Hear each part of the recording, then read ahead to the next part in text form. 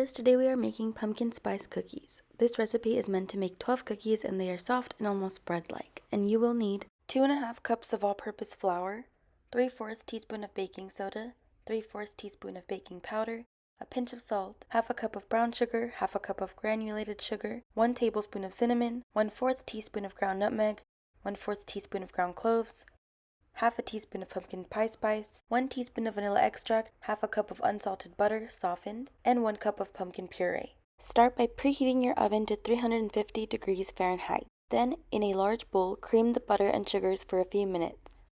Add in your puree and vanilla. Mix. Now we're going to fold in the flour, baking soda, and baking powder. Then add in the cinnamon, nutmeg, pumpkin spice, and if you wanted the cloves until your dough is ready.